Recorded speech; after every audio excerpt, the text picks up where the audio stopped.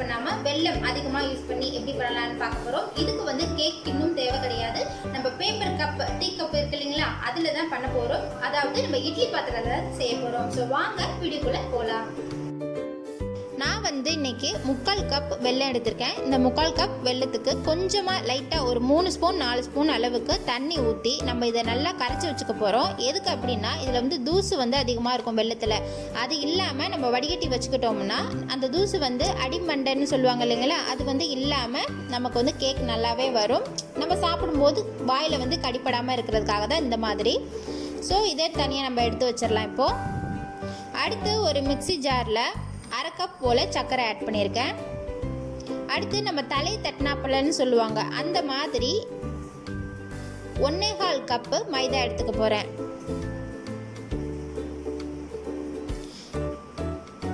அடுத்து இதுக்கு 1/4 கப் போல் பால், காய்ச்சின பால் வந்து சேர்த்துக்கலாம்.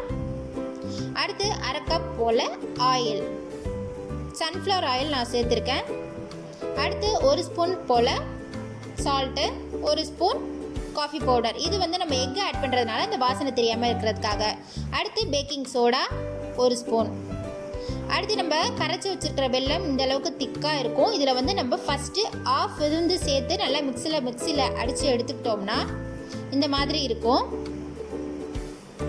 இன்னொரு மிக்ஸி ஜாரில் 2 எக்கு வந்து நான் உடைச்சி நல்லா ஒரு 5லேருந்து 10 நிமிடம் வரை மிக்சியில் வந்து நல்லா நான் அரைச்சி எடுத்துக்க போகிறேன். எந்த அளவுக்கு நம்ம எக்கை வந்து பீட் பண்ணுறோமோ அந்த அளவுக்கு கேக் வந்து ரொம்ப ஃப்ளஃபியாகவே இருக்கும். அடுத்து வந்து இதில் 1/2 ஸ்பூன் பேக்கிங் பவுடர் ஆட் பண்ணியிருக்கேன். அடுத்து மீதமுள்ள அந்த வெல்லம் கலவையை வந்து இது கூட சேர்த்துடலாம். 1/2 கப் ஏற்கனவே ஆட் பண்ணியாச்சு, மீதி 1/2 கப் இதோட சேர்த்துக்கலாம். சேர்த்துட்டு இதை நல்லா நம்ம மிக்ஸியில் ஒரு ஓட்டி 5 நிமிஷம் வரைக்கும் ஓட்டி நல்லா எடுத்துக்கலாம். அது கூட நம்ம ஏற்கனவே நம்ம கலந்து வச்சுருக்கிற அந்த கலவையை வந்து இது கூட சேர்த்து ஒரு 2 நிமிஷம் போல் நல்லா நம்ம மிக்ஸி ஜாரில் நம்ம ஓட்டி எடுத்துக்கலாம். நம்மளுடைய கேக் பேட்டர் ரெடி ஆயிடுச்சு. அந்த நிமிஷத்துக்குள்ள பேப்பர் கப்பில் கொஞ்சமாக ஆயில் ஸ்ப்ரெட் பண்ணி கைகளால் ஃபுல்லாக ஓரத்தில் ஃபுல்லாக அந்த ஆயில் ஸ்ப்ரெட் பண்ணுற மாதிரி நம்ம கைகளாலே ஃபுல்லாக ஸ்ப்ரெட் பண்ணி விட்டுட்டோம் அப்படின்னா நம்ம கலவையை அடுத்து ஊற்றி எடுத்துடலாம்.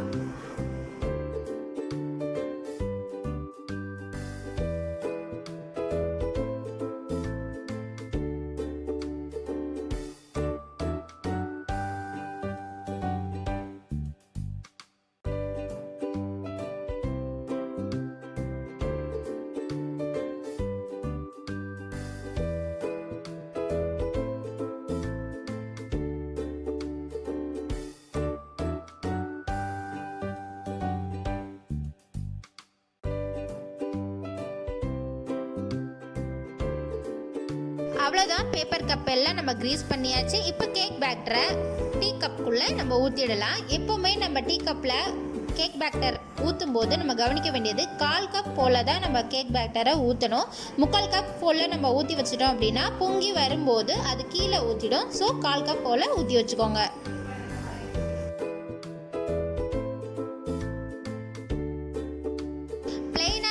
இருக்கிறதுக்காக நான் சும்மா நட்ஸ் வந்து ஆட் பண்ணியிருக்கேன். உங்களுக்கு வேணும்னா நட்ஸ் ஆட் பண்ணியிருக்கோங்க, இது ஆப்ஷனல் தான்.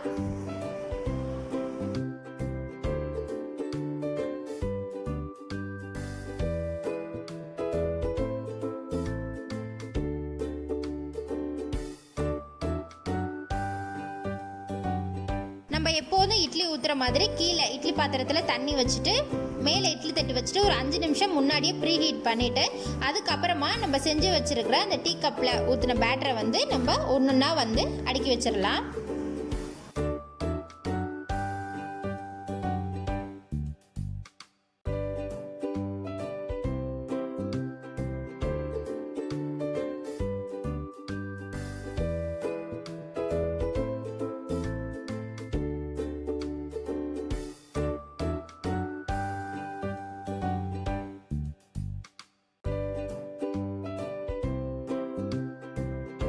ஒரு 20 நிமிஷம் கழிச்சதுக்கு அப்புறமா நம்ம பார்க்கலாம் எப்படி இருக்குன்னு. வாவ், ரொம்பவே ஃப்ளஃபியாக மேலே எலும்பி வந்திருக்கு பாருங்க. இந்த கப்பை வந்து நம்ம தொடும்போது அவ்வளவா சூடெல்லாம் இருக்காது. ஸோ கைகளால் எடுத்துடலாம். ரொம்ப உங்கள் குட்டி பசங்க இதை வந்து செய்கிறீங்க அப்படின்னா ஒரு துணியை வச்சு நீங்கள் எடுத்துக்கலாம்.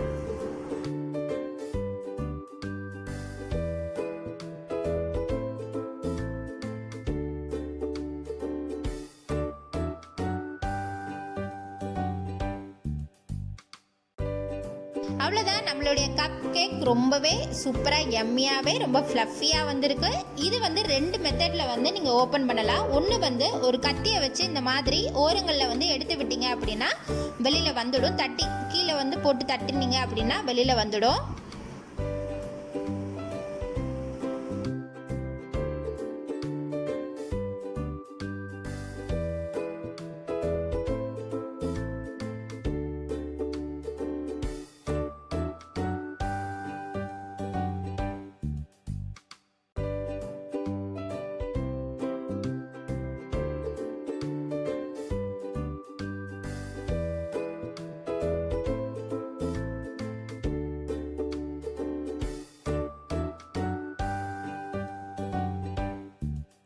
செகண்ட் மெத்தட் என்ன அப்படின்னு பார்த்தீங்கன்னா, இந்த கப்பில் ஓரத்தில் ஒரு 2 ஜாயிண்ட் சேர்ந்தது மாதிரி இருக்கும். அதை வந்து லைட்டாக நம்ம இந்த மாதிரி எடுத்து விட்டோம் அப்படின்னா ஃபுல்லாக ஓப்பன் ஆகிடும். நம்ம அந்த மாதிரி கூட கேக்கை வந்து நம்ம எடுத்துக்கலாம்.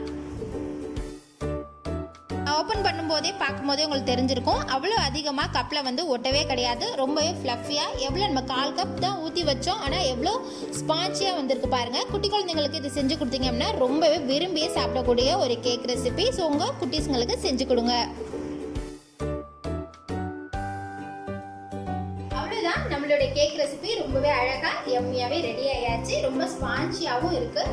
ஸோ இதை நீங்கள் வீட்டில் ட்ரை பண்ணி பார்த்துட்டு எப்படி இருக்குது அப்படிங்கிறத மறக்காமல் கமெண்ட் செக்ஷனில் கமெண்ட் பண்ணுங்கள். இந்த ரெசிபி உங்களுக்கு பிடிச்சிருச்சு அப்படின்னா நம்மளுடைய சேனல் தெரிந்து செயல்படுங்களுக்கு சப்ஸ்கிரைப் பண்ணிடுங்க. தொடர்ந்து இணைந்திருப்போம். இது உங்கள் தெரிந்து செயல்படுங்க சேனல். சேருங்க ஃபன் வரிசை. Bye friends.